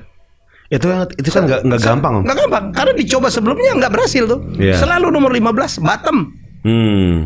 Share-nya di bawah 1. Share di bawah 1 itu, Gofar, itu artinya nggak ada yang nonton. Itu kata orang broadcast tuh berteriak di ruang hampa. Lo bikin show di rimba raya gitu, nggak ada yang nonton. Nggak ada yang nonton. Dan gua bisa membuat orang nonton TVRI itu adalah di bawah 2 tahun. Oke. Ya sudah dong. Udah terjadi gitu. Udah terjadi. Waktu gua keluar itu pernah nomor 8, nomor 10. Waktu gua dapat timnas itu, tiba-tiba TVRI nomor 1. Orang kaget. Orang dulu bilang, siapa apapun kontennya ditaruh TVRI nggak ada yang nonton. Enggak tuh. Indonesia lawan Malaysia gua nomor 1, nomor 2, nomor 10. Padahal gini Om ya. Bener kan nih Om ya? Ya. TVRI adalah di nasional. TV publik gitu. Wah, gambar yang paling oke gitu ya. Mau di daerah mana dapat gitu Om ya. Oh iya, bukan jangkauannya paling luas. 5 kali 6 kali lipat dari TV swasta. 5 kali sampai 6 kali lipat lebih luas daripada towernya 360-an. Oke. Iya, sementara TV swasta kan maksimal 65. Nah, itu kan menarik bagi klien Om, bagi pengiklan. Menarik ya? Karena iklan gue bisa sampai ke semua daerah gitu. Iya, gue tanya lo, dari dulu juga begitu. Tapi dulu kenapa orang iklan nggak mau masuk? Kenapa tuh Om? Nggak ada PR-nya, gue tuh PR. Kayak gue bilang, TVRI itu 5 kali lipat, tau nggak? Lu masang di sini, rate kita murah banget, Gofar. Gue itu PNBP, penerimaan negara bukan pajak, masang iklan di TVRI, di TV swasta kan bisa 50, 60, bisa 35 juta per 30 detik, apalagi prime time. Di TVRI cuma 2 juta doang, flat rate. Kenapa orang tetap nggak mau gitu? Kan gue penasaran. Itulah yang gue lakukan dalam berapa bulan gue. Dan orang bilang acara lu jelek, oke, gue taruh acara bagus, gue dapat Liga Inggris, gue dapat badminton, gue dapat Formula E, gue dapat apa Coppa Italia, gue bikin jelajah kopi, gue taruh lagi Little House on the Prairie, gue taruh lagi Ocean. Iya dong. Ya lu nggak nonton, tapi ibu lu kan nonton. Tapi nonton saya. Nonton. Tua juga gue. Jadi gitu jadi gue itu kan diperlukan PR ya. Terus produksi in-house kita harus bagus. Gue bikin produksi dalam bagus. Jelajah kopi kita menjadi dokumenter terbaik, Gofar. Mengalahkan TV-TV swasta yang selama ini. Menang di Asia tim dokumenter TVRI. Anak mudanya cuma 28%. 28% itulah gue ajak. Ya ini bayangin 28%. Cuma 28% pegawai TVRI itu milenial. 72%-nya kolonial. Di atas usia 40. PNS. Yang tidak pernah juga kulturnya itu kompetitif gitu. Yang tidak mengerti soal anak muda mungkin ya? Mungkin. Atau kalau mengerti pun mereka tidak lakukan. Mereka tidak ada tuh apa perasaan gitu kalau mau bikin itu kalau bisa ditonton enggak tuh, yang penting bikin aja. Nomor 15 bertahun-tahun. Dan gue merubah itu. Ya tugas CEO pertama, makanya Mas Wowi, ya Bosman Sontoloyo itu mengatakan gue tuh salah satu CDO, Chief Distraction Officer. Kerja gue tuh ngerusak. Karena menurut Tom Peters, pekerjaan CEO nomor 1 itu kalau perusahaannya stuck. TVRI itu kan stuck. Nomor 15 bertahun-tahun tercover. Itu adalah melakukan distraction. Rusakin Number one job of a CEO is to distract. Gue rusak tuh mentality. Oh nggak bisa. Kalau bikin itu ya kalau bisa ditonton orang. Oh ini grafisnya nggak boleh begini. Oh logonya jadul, gue ganti tuh. Iya. Oh gedungnya kuno banget. Sekarang TVRI keren banget. Ada mural. Kemarin orang foto-foto mural gitu. Ya, jadi itu yang kita lakukan. Karena merusak kali Om ya? Apanya? Karena merusak itu kali. Merusak untuk kebaikan. Bukan merusak doang. Bukan merusak doang nggak diperbaikin. Gue merusak artinya itu apa? Merobohkan tembok-tembok yang selama ini menjadi skat-skat. Gue merobohkan tembok dikotomi antara milenial dan kolonial. Gue kan sekarang banyak sekali diminta bicara di berbagai seminar. Bagaimana saya dengan direksi bisa melakukan transformasi di TVRI. Dan kita lakukan. Ya secara keuangan tuh. Kan bertahun-tahun disclaimer tuh. Ya, waktu gue pimpin kan udah jadi WTP. Oke, BPK itu sama 2019 ya? Jadi WTP ya? WT 2019 ya. Karena kan gue mimpinnya 2019. Kan gue dipecat kan Januari 2020. 2018 juga WTP. 2017 gue memimpin 1 bulan. Tapi kan pemeriksaannya terus sampai pertengahan 2018. Itu gue udah ningkat dari disclaimer ke WDP. Wajar dengan pengecualian. Tadinya WTP. Wajar tanpa pengecualian. Sekarang. Yang sekarang yang kemarin. Kalau yang mimpin sekarang kan di Pontennya kan tahun depan. Kan tutup buku dulu nih. Tutup buku 2020 baru dia akan diaudit. Sebelum gue disclaimer. Disclaimer itu ya udahlah gitu ya. Kalau kita disclaimer ya sulit sekali untuk mendapatkan kepercayaan. Artinya kita kan pengelolaannya itu kan tidak bisa diandalkan gitu. Berarti dengan inovasi dan hal-hal yang Om Helmi lakukan, ini banyak yang nggak senang berarti? Bukan banyak kali, kalau banyak. Gue nggak bisa ngomong banyak ya. Ada gitu. Ada lah ya. Biasa. Itu biasa. Kan nggak ada orang yang seorang transformer, orang yang kan kita kadang-kadang kita kalau mengganggu comfort zone orang gitu kan, menghalangin orang untuk apa gitu kan pasti. Tapi saya nggak ada masalah tuh. Saya nggak ada masalah. Saya nggak baper. Saya happy banget gitu. Sekarang saya begitu. Kalau ditanya turning point gue yang paling besar itu adalah pada saat saya diperintahkan untuk turun dari TVRI. Turning pointnya justru dari situ? Iya. Bukan dari pas pertama masuk, justru pas diberhentikan Om ya? Pas diberhentikan. Kenapa Om? Kalau pertama masuk kan orang ini bisa banget nggak sih artis itu? Gua kan di mana-mana dibilang raja kuis lah, dibilang presenter kondang lah, bisa nggak dia kerja gitu? Orang nggak tahu kalau gua akuntan, lulusan dari STAN, pernah kuliah di Amerika, gua pernah ngelit PH gua demikian besar, saya pernah menjadi chairman dari event organizer yang mengorganize pembukaan penutupan SEA Games, Palembang 2 kali PON. That's my track record. Gitu. Dan saya pebisnis gitu. Ya, jadi turning point saya adalah justru pada saat saya terpilih 29 November 2017 orang bertanya nih bisa nggak nih orang ada dewan pengawas yang nggak milih gua artis kan banyak orang yang mengunderestimate artis Gofar bisa apa nih artis gitu loh. Tapi gua membuktikan ya di zaman gua dengan direksi gua sangat bangga banget. Karena TVRI mulai ditonton orang, memenangkan demikian banyak penghargaan, menang Panasonic Award untuk pertama kalinya seumur hidup TVRI nggak pernah menang Panasonic Award. Masuk nominasi aja kagak sulit. Itu menang di kategori apa? Kategori musik. Bayangin, memori melodi yang gue buat. Ya maksudnya ya sudah lah. Saya udah menyelesaikan tugas saya begitu 2 tahun 47 hari. Saya diminta turun, tapi saya ingat loh, saya dipecat dengan hormat loh. Saya diberhentikan dengan hormat. Diberhentikan dengan hormat itu artinya tidak ada kesalahan yang gue lakukan. Kalau saya salah dalam keuangan, tidak mungkin dalam kepemimpinan saya dapat WTP. Unqualified opinion. That's the highest opinion in auditing. Karena banyak banget rumor yang bilang bahwa dengan adanya Liga Inggris ini, Om Helmi itu berhutang banyak gitu. Iya, hutang orang bayarnya belum dibayar sekarang, nggak bayar mereka bukan gua. Dan nggak mahal, gua udah bilang, gua beli Liga Inggris, dapat Liga Inggris murah banget, jauh lebih murah dari kalau TV yang lain beli. Dan iklannya penuh. Dan di dalam industri broadcast Gofar, semua stasiun TV itu harus punya yang disebut dengan killer content atau monster content. Ini nih andalannya nih. Iya, yang membuat orang nonton. It's like a showcase. Kalau lo punya toko, ya kan di depannya harus keren tuh. Orang masuk di dalamnya baru ngelihat yang lain. Kita butuh itu tuh orang masuk. Ada TV yang bela-belaan beli MasterChef mahal tuh. Beli American Idol mahal itu. Iya kan? Beli The Voice itu mahalnya luar biasa. Bela-belain. Beli Who Wants to Be mahal. Supaya apa? Orang nonton itu channel dan kemudian yang lain itu ikut ditonton. TVRI secara beruntung dapat itu. Semua orang kepengen. Iya. Dan gue dapat dengan harga yang sangat murah. Oke. Ya sudah gitu. Dan gara-gara saya tanya, orang nonton Liga Inggris, anak muda sekarang nonton Liga Inggris, nonton TVRI gara-gara apa? Liga Inggris. Liga Inggris. Ya anak muda zaman sekarang. Iya. Ya sudahlah. Iya.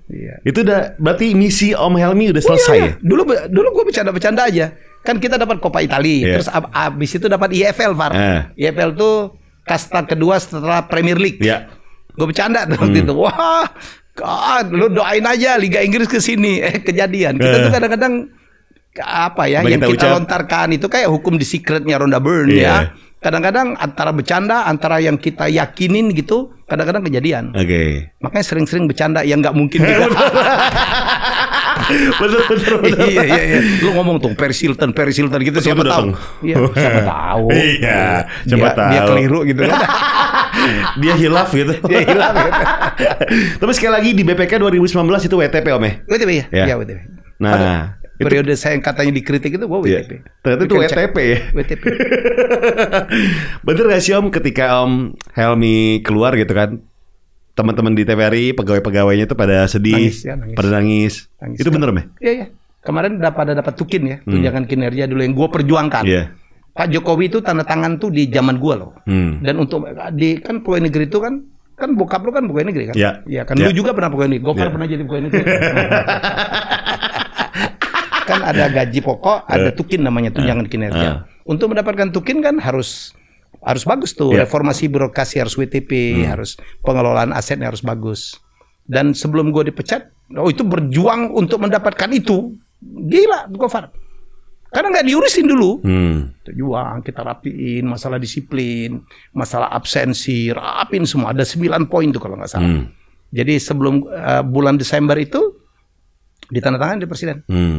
Wah, gue seneng banget. Itu ngelobinya Gofar, gila. Luar biasa ya, Susai. Luar biasa ke Menpan, ke Menteri Keuangan, ke Menkominfo. Tolong dong, satu-satunya pegawai negeri yang belum dapat tukin itu TVRI. Kabid nih, kepala bidang, udah kerja lebih dari 30 tahun, bawa pulang cuma 5,5 juta. Itu cuma belanja lu sehari tuh. Tahu banget tuh. Iya, bayangin. Gue sedih. Tapi on the other hand, Gofar, lu bayangin, mereka dalam keadaan gaji yang sangat kecil, take home pay yang sangat kecil, itu mereka bisa tuh gue ajak, ayo kita kalahin TV swasta. Malu kita. Lu pensiun dalam keadaan TVRI nomor 15, malu juru kunci. Ayo kita lakukan. Gue mimpin langsung. Gue ajak mereka, gue ajarin ya, gue kasih tahu gini loh caranya mengalahkan orang-orang itu. Saya tuh di TVRI dulu bukan cuma CEO. Ya, saya tuh menjadi motivator. Kemana-mana gue ngomong, kita tuh nggak pantas tau nggak dihina. Ya, apa yang membuat lu terhina? Seragamnya jelek, gue ganti seragamnya. Gue tiru tuh, Mas Tama tuh di mana-mana kan seragamnya keren banget. Iya, seragam gue tuh mirip net dulu. Warnanya kayak gitu tuh, biru donker tua gitu. Logonya gue ganti dalam rebranding yang keren banget. Logo TVRI kan dulu jadul banget. Betul. Iya kan? Mirip banget sama logo RCM waktu itu kan. Kok mirip ya gitu ya. Ya kau lihat kan itu industri ini industri kreatif. Ya jadi akhirnya kita rebranding. Presiden apa lihat dan mereka dapat pride dan kemudian acara TVRI itu pelan-pelan ditonton orang. Kita dapat Liga Inggris, kita dapat bulu tangkis, muntahan dari TV swasta. Betul. Wah. Rezeki anak soleh gue tuh banyak banget, Far. Dan pelan-pelan kan mereka dengan tetangganya ngomong, wah gila ya TVRI keren banget. TVRI keren banget. Itu pride dari anak-anak TVRI itu menjadi luar biasa. Walaupun tukinnya belum turun. Gue bilang sabar ya. Saya bilang pemerintah pasti akan perhatikan. Alhamdulillah, Far, minggu lalu tukin itu udah turun. Mereka di Rapel. Dan mereka tuh masih ngucapin terima kasih Pak Dirut, ini perjuangan Pak Dirut. Saya bilang alhamdulillah, sampaikan salam untuk keluarga gitu-gitu aja. Manggilnya masih Pak Dirut ya? Masih mereka manggil sama Pak Dirut. Bener gak sih Om? Ada yang sampai nyegel ruang Dewas? Oh iya, itu kan karena mereka marah aja gue dipecat. Bukan gue nyuruh. Ekspresif aja gitu ya. Saya pikir hak dari karyawan lah ya. Karyawan walaupun sebenarnya juga nggak perlu segitunya gitu. Nggak perlu segitunya. Ya kan udah kan cuma sebentar doang. Tapi justru itulah turning point dari Om Helmi Yahya ketika diberhentikan jadi Saya pikir begitu. Sekarang saya dapat opportunity yang luar biasa. Ya, YouTube-nya kenceng. YouTube-nya kenceng. Orang tua bikin YouTube. Luar biasa 8 bulan. Dalam 8 bulan berapa sekarang subscriber? 510.000. Luar biasa. 100.000 cuma 3 minggu. 3 minggu. Gokil. Gue juga kaget. Kok bisa nih orang tua gitu. Tapi Om ya. Kalau menurut saya nih Om, memang harus ada satu sosok kayak Om Helmi yang sudah cukup nih makan asam garam di dunia industri televisi, tiba-tiba bikin YouTube bus gitu. Karena gini Om, zaman sekarang orang kan butuh referensi, gitu kan? Kebanyakan referensi menurut saya di YouTube. Kalau orang bilang kayak YouTube lebih dari TV, saya lihat YouTube sekarang isinya orang TV semua, gitu. Nggak ada yang salah dari itu. Itu kan kayak ya industri mau gimana lagi gitu kan. Nah, ada satu yang menurut saya ini yang memang udah makan asam garam di bidang televisi, bikin sebuah acara yang dalam tanda kutip serius gitu kan. Biar jadi referensi aja Om. Itu penting banget sih menurut saya. Thank you. Iya. Ya makasih lah. Jadi saya pikir memang medianya begitu ya. Tapi kalau Gofar mengatakan bahwa sekarang orang-orang TV pindah ke YouTube, nggak semuanya berhasil loh. YouTube itu ya, gue dapatnya justru dari Andy Vidalopez. Dopi mengatakan ke gue itu bahwa YouTube itu give the voiceless to speak. Ya justru orang-orang yang selama ini nggak punya hak suara itu berbicara. Karena YouTube nggak perlu izin-izin, sendiri aja bisa tuh kayak Soleh Solihun, nggak punya karyawan ya kan dia sendiri, tripod aja pakai tripod daging gitu kan ya kan dengan modal iPhone doang. Ya cuman di YouTube itu ada anak kampung punya 3 juta subscriber ya. Saya bertemu dengan banyak di antara mereka dan banyak sekali selebriti dari dunia televisi, dari dunia film masuk ke YouTube nggak berhasil tuh. Jadi menurut saya ujung-ujungnya di YouTube itu apa ya, diferensiasi menjadi penting. Dan saya pikir kenapa saya bisa cepat diterima karena ceruk itu ya, kebutuhan itu nggak ada tuh. Saya ngelihatnya mungkin di Deddy Corbuzier yang kadang-kadang juga dia melenceng kemana-mana juga gitu. Dia wawancarain Dinar Candy lah gitu ya. Yang kemarin apa si Vey segala macam gitu.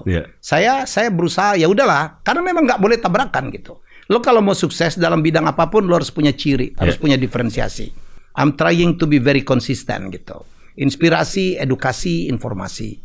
Saya ngomongin trivia, saya ngundang walaupun Gofar kan insight-nya kan berbeda tuh. Ya, saya mencoba menggali gitu. Kenapa bisa Gofar sukses? Kenapa kemarin Ando Vidalopez sukses? Ya, saya kadang-kadang ngangkat orang yang nggak dikenal sama sekali kayak kemarin Sultan Jagakarsa tuh. Ya nonton di saya kan 1,5 juta lebih tuh. Yang dulu orang gila itu kan teman gua lama yang dulu ada Alfa di chat jadi Metro Mini gitu. Saya ngangkat Agung Afif gitu. Agung Afif yang nonton 700.000. Jadi anak muda 27 tahun punya 4 kapal yacht gitu di Labuan Bajo. Di tempat saya kan banyak sekali yang orang-orang nggak dikenal gua angkat, termasuk Mardigu Bosman Sontoloyo. Iya kan menjadi meledak kan di tempat gua. Mardigu tuh pecah di tempat Helmi ya. Pertama kali dia mau nongol muka kan di tempat gua. Sebelumnya kan Shadow. Itu temenan namanya? Iya teman lama. Partner gua lama gitu. Ya jadi begitu ini bayangin subs gua waktu itu baru 100.000-an yang nonton 3 juta lebih tuh. Sekarang dia kemana-mana tuh gue denger. Gitu loh. Jadi menarik tuh. Jadi ada segmen baru tuh. Ternyata serius tuh ada juga yang nonton. Ada memang. Memang. Makanya gue nggak peduli tuh mau subsnya mau berapa gitu, viewershipnya mau berapa. Yang penting gue niche aja. Dari dulu gue tuh niche gitu. Niche market. Ya, tapi tebel gitu. Sekarang tapi yang loyal dan tebel gitu. Bayangin tuh yang datang kemarin setelah lu pulang ada anak muda datang namanya Chandra, siapa namanya, Ronald Chandra. Om, apa ininya studionya gue ganti semua ya, gitu loh.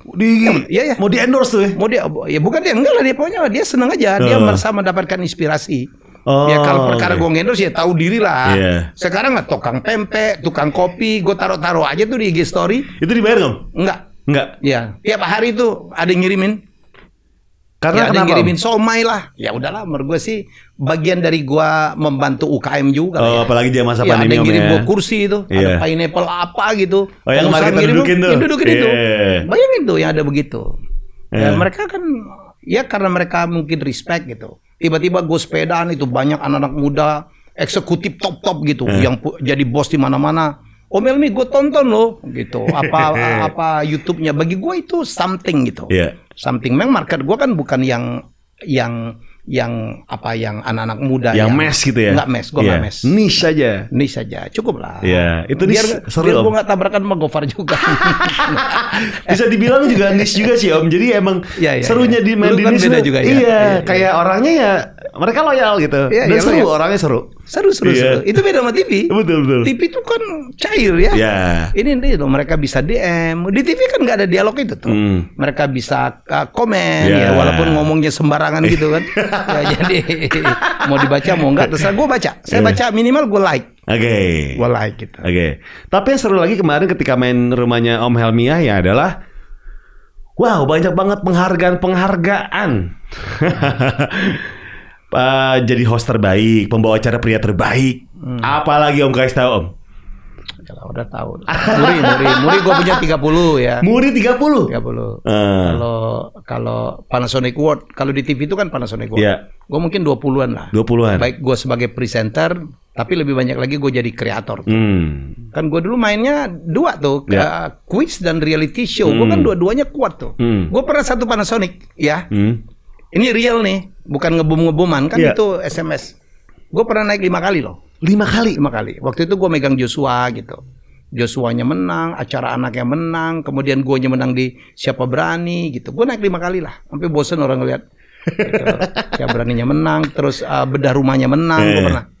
Gokil. Ya sudah lah gitu. Menurut gue sih time to share lah, waktunya gue untuk sharing. Alhamdulillah tiap hari datang ke rumah, dia butuh ide, ya gue sambung-sambungin. Oh ya oke, gue bantu. Gue lihat dulu oke apa enggak ini anak. Banyak sekali yang datang ke rumah. Gue dijadiin advisor. Salah satu apa namanya prestasi Om Helmi Yahya itu adalah kuisnya itu yang dapat penghargaan dari tingkat dunia Om ya? Iya. Mecahin rekor dunia. 24 jam. Kuis 24 jam. Kuis 24 jam. Mecahin rekor dunia. Kuis terlama. Gila, gokil. Sama satu lagi, menjadi MC termahal. Kan gue janji jangan ngomong itu.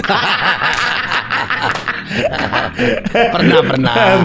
MC termahal luar biasa. Ada orang sayang aja sama gua, hormat gitu. Gokil. Lebih kepada penghargaan, bukan rate yang selalu segitu. Tapi gitu lah gue bilang tuh di dunia itu Gofar. Duit itu lucu ya. Kita uber sampai jumpalitan masuk lubang semut belum tuh dapat. Tapi kadang-kadang kalau kita ikhlas ya dengan hati dan juga kerja baik gitu, ya datang sendiri tuh. My brother Ishak mengatakan if you want to be lucky, ya just be good. Ngerti nggak? Ya. Cukuplah menjadi orang yang baik gitu, menolong banyak orang, nggak ngebohongin orang, nggak nipu orang. Itu keberuntungan, rezeki itu akan datang sendiri. You want to be lucky, just be good. Betul, karena alam punya teori yang unik ya, hukum yang unik gitu. Hukumnya unik. Kita baik ya udah gitu. Ya, ada Mestakung, ya ada The Secret gitu. Kan di konten gue bilang if you do good, trust me, you'll be good. You'll get good. Lu kalau kerja baik, lu pasti akan dapat kebaikan-kebaikan. If you do bad, you'll get bad. Itu yang di konten gue yang sangat kuat. Karma kadang datang lebih cepat. Nggak nunggu mati. Itu kan kejadian kemarin. Kalau ngomong gitu kejadian kan, nggak usah dibahas. Jadi jadilah orang yang ikhlas, yang nggak baper. Wah, menarik loh. Gue tuh banyak sekali dapat nilai-nilai. Kemarin gue ngomong tentang apa yang dilakukan oleh Glenn Rivers gitu ya. Don't victimize your personal goals gitu. Jangan korbankan mimpi besarmu hanya karena di tengah jalan lu dibully orang, dikatain orang, ditarik orang keluar gitu. Lawan itu. Pokoknya kalau gue mau jadi A, gue harus jadi A. Apapun yang terjadi. Lu nggak punya hak untuk merubah masa depan gue. Perjuangkan. Keren. Mantap. Gue jadi kayak Mario Teguh gitu. Om Helmi, sekarang kita saatnya untuk bacain pertanyaan-pertanyaan. Oh boleh. Dari teman-teman di sini. Pertama tadi udah upload di Instagram 1 jam yang lalu. Ada 298 pertanyaan. Mati gue. Tapi kita jawab cuma yang topnya aja Om ya. Yang top-topnya aja Om ya. Gimana tahu lo ada top? Ada paling atas. Yang like-nya banyak. Oh gitu. Hebat loh. Oke. TVRI udah dijawab tadi ya. Puasin aja lah tentang TVRI.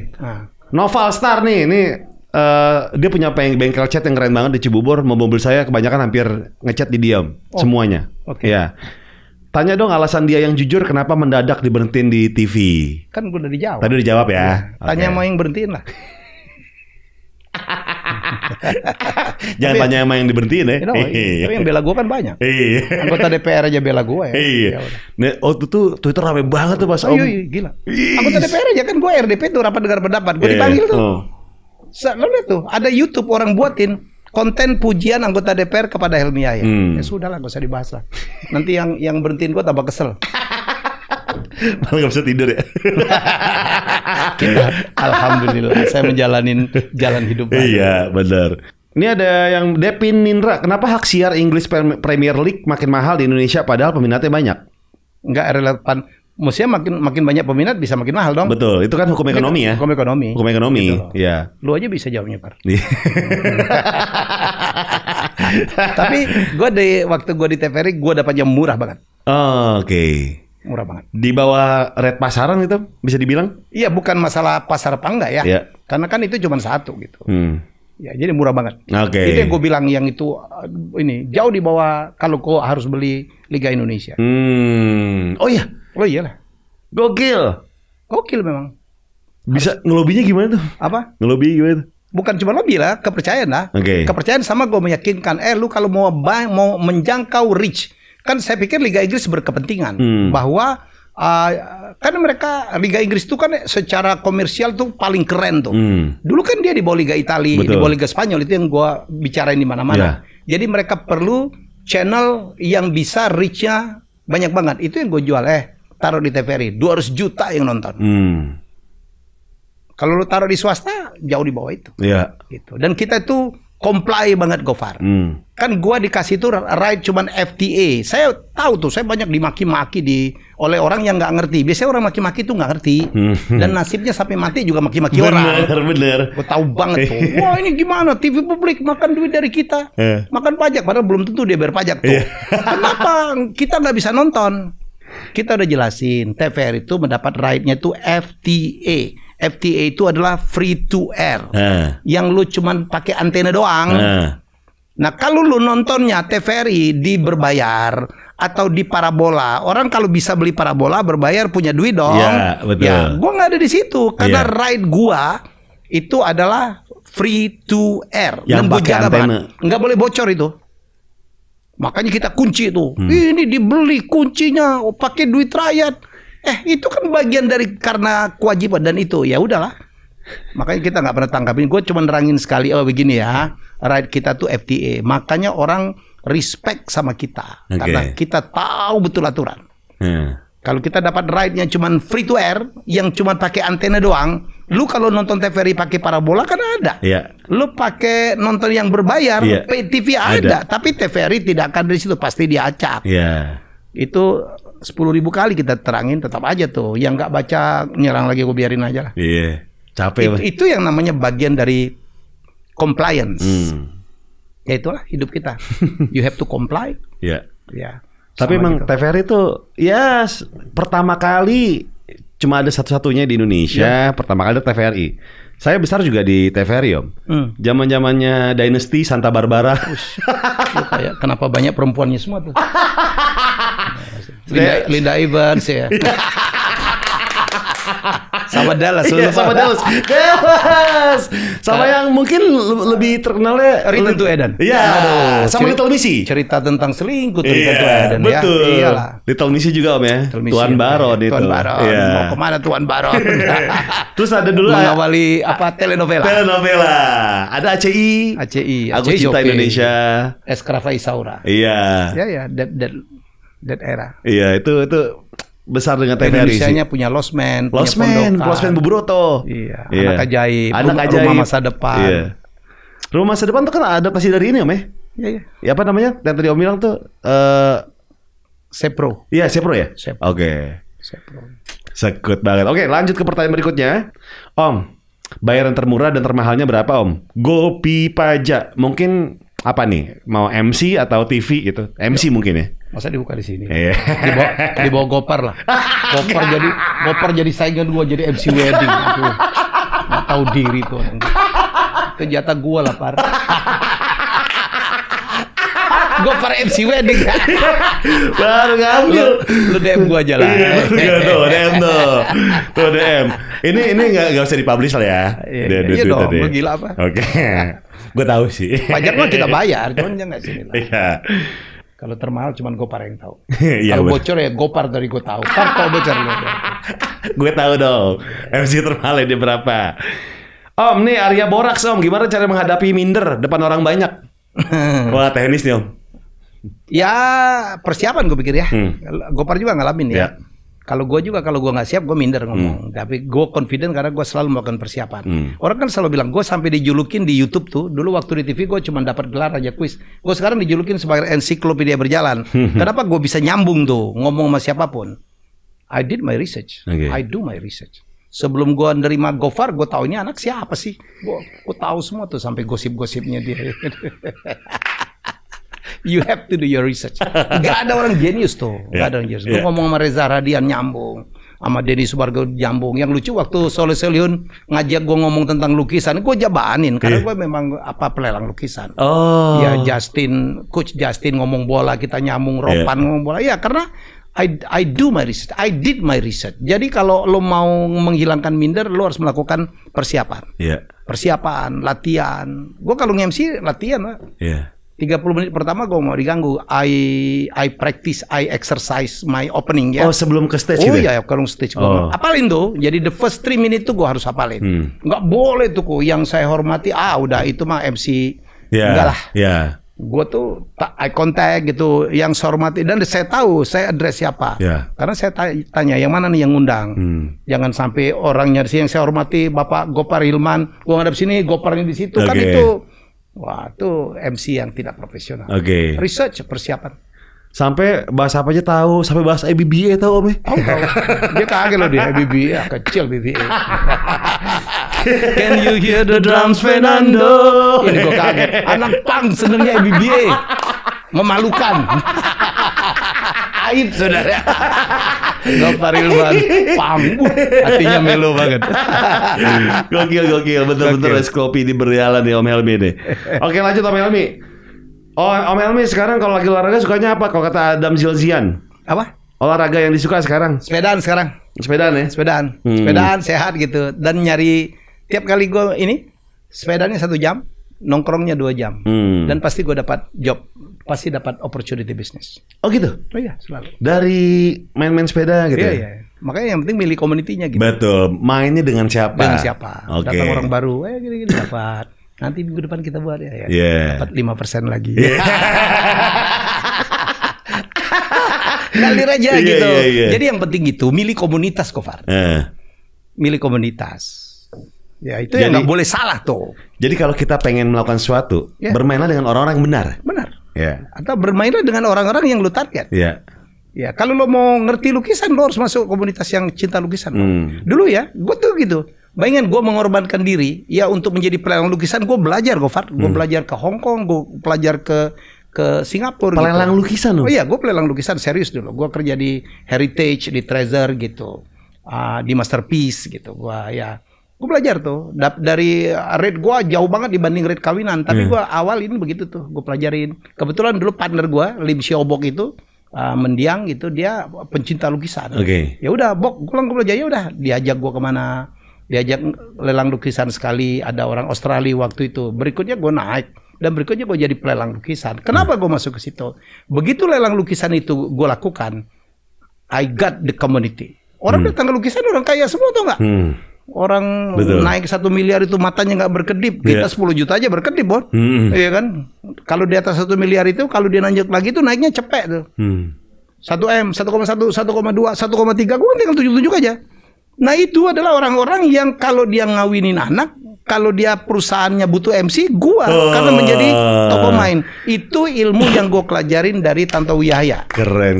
Ya, dia berhenti dari MC remaja. Dia berhenti tuh, gitar remaja lagi top-topnya tuh. Dia berhenti tuh, Bu ini aku berhenti deh. Karena market gue bukan remaja. Dia mau ngincer wedding, function. Dia lama tuh nggak dapat acara. Sampai akhirnya dapat kuis persembahanku yang nggak terlalu bagus dan meledak lagi waktu Who Wants to Be. Dan tiba-tiba dia masuk jenis musik country coba. Di TVRI. Iya, dia milik country lah. Ya waktu itu ya di Going Country di TVRI Country Road. Country Road ya. Karena dia tahu banget pencinta country itu orang-orang yang udah selesai dengan hidupnya. Bos-bos, bayangin tuh beli ya itu kan orang-orang yang kaya-kaya ya, orang-orang yang legend-legend, yang senior-senior gitu, jenderal, pengusaha. Ya itu, dia punya ikatan batin tuh. Jadi kalau mereka ngawinin anak, MC-nya pasti Tanto. Gue bilang lu country, gue lukisan. Kita tuh dalam hidup harus begitu tuh. Boleh ilmunya. Oh iya, harus masuk ke komunitas. Iya. Harus masuk ke komunitas yang kira-kira yang gue butuh ini. Oke. Iya. Nyari orang kaya, cari nih di mana orang kaya berkumpul. Iya. Makanya waktu itu seminar kita itu mahal, mereka ikut karena di situ berkumpul tuh. Coba kenapa ya orang bela-belain ke Starbucks? Kan mahal. Coba gue tanya lo, kenapa orang? Kopinya mahal banget. Iya. Itu satu gelas Starbucks kalau kita bikin di kampung, satu kampung. Sung gitu. Tapi kan kita bela-belain karena we got the community gitu. Yeah. Kenapa orang bela-belain naik bisnis kelas? Harganya bisa 4 kali lipat.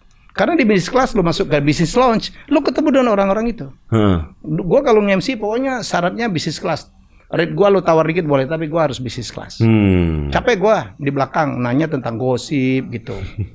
Ya kalau di depan itu tahu-tahu Mas Helmi tanggal sekian kosong nggak? Oke deh. Mas Helmi lagi ngapain? Oh saya lagi ini Pak, saya ini lagi mau jadi motivator. Oh Mas Helmi bisa motivasi. Dapat 3 lokasi gitu-gitu Pak. Iya benar. Jadi itu yang apa ya? Kesempatan. Masuk ke dalam sebuah kelompok di mana yang kita perlukan untuk mendukung profesi kita. Oke. Instagram udah, kita ke Twitter ya. Twitter kemana aja deh, selalu lah. Ya, ada 197 pertanyaan. Masya Allah. Gila lu. Ada dari kita dikit-dikit dari Obia Abraham. Wong kito nian itu Bang Gofar. Nak nanyo cak mano asal mula jadi MC atau di memulai di dunia public speaking. Tuh, orang Palembang juga nih kayaknya. Gue jadi MC karena kecelakaan ya. Karena gue bikin Siapa Berani dan hostnya nggak ada. Oh gitu? Itu kecelakaan? Kecelakaan. Gue tuh cuman creator gitu. Begitu Pak Handoko waktu itu presidennya Indosiar minta itu live tiap pagi dan gue nggak nemu. Ceweknya udah dapat Alia Rohali. Ya, akhirnya udah lo aja Mi. Ya, kan nggak gampang mencari host hebat gitu yang mau bangun pagi tiap hari jam 8 pagi di daerah macet pula dan mogot. Dia bilang lo aja Mi. Pak Handoko percaya, enggak sih, cuman nggak ada pilihan ya udah gitu. Akhirnya gue naik, guysnya meledak. Kan cerita seperti itu kan banyak banget. Ya udah, bagaimana akhirnya gue bisa menjadi presenter? Karena gue belajar. Karena gue dulu kan floor director tuh. Gue ngarahin Tanto Yaya, gue ngarahin Kusendratmo, gue ngarahin Aom Kusman yang kan gue jadi floor director tuh. Gue terima pesan dari Bu Ani, Mi, si Kus itu kurang senyum, bilang senyum ya. Om, maaf Om, senyum gitu.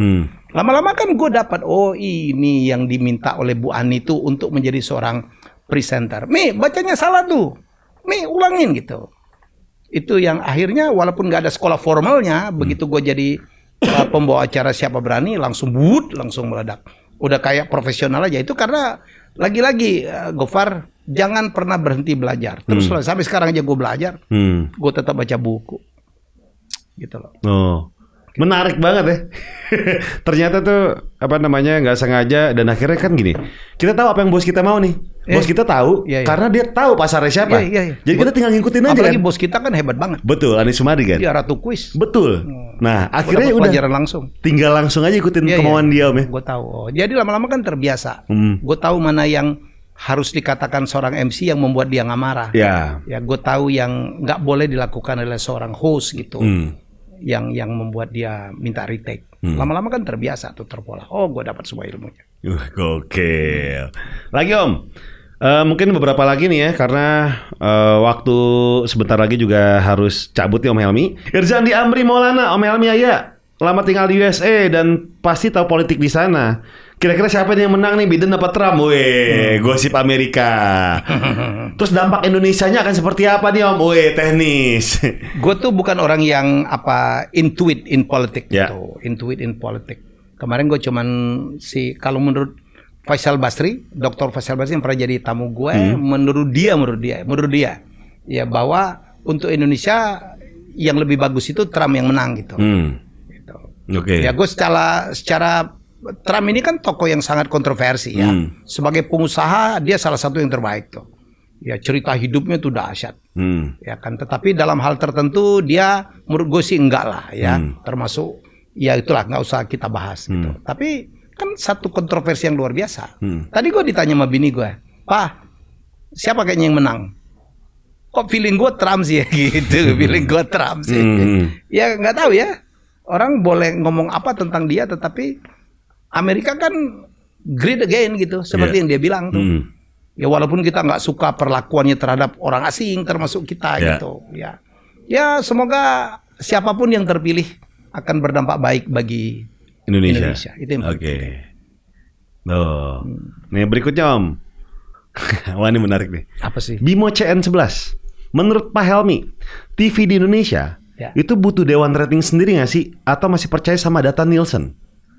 Padahal Nielsen kan nggak mencakup seluruh Indonesia, hanya Indonesia bagian barat, sedikit tengah, sedikit sekali Indonesia bagian timur gitu. Menurut Om Helmi gimana? Itu yang selalu menjadi kritik terhadap Nielsen ya, karena based on sampling, based on sampling, dan kita tidak pernah tahu bagaimana sampling itu dilakukan. Nggak bisa diaudit juga, nggak terbuka juga ya. Saya kan adalah satu tokoh yang berkali-kali menggugat ini sebenarnya, dan sadar atau tidak, apa yang dilakukan oleh Nielsen itu merubah bangsa kita loh. Ya, karena saya bilang tadi bahwa TV itu kan inspirasi. Begitu tiba-tiba waktu itu acara kismis tinggi tuh, ya kisah mistik gitu ya, kisah mistik. Ya, wah semua TV ngelihat, ratingnya tinggi, tinggi, iklan masuk kan? Ya tiba-tiba semua orang mistik semua tuh. Bikin kayak gitu semua. Bikin kayak gitu, ya. Dan zaman saya masih oke tuh. Siapa berani ratingnya tinggi, who wants to be tinggi. Sekarang bikin kuis yang ratingnya tinggi susah. Acara-acara talk show yang hebat-hebat ya kayak Kick Andy apapun gitu kan ratingnya kan tidak setinggi Samudra Cinta lah. Ya, jadi kalau kita ngelihat mapping bisnisnya jadi seperti itu. Jadi kadang-kadang tapi nggak ada patokan lain tuh. Apakah mungkin dibuat sendiri? Mahal Gofar.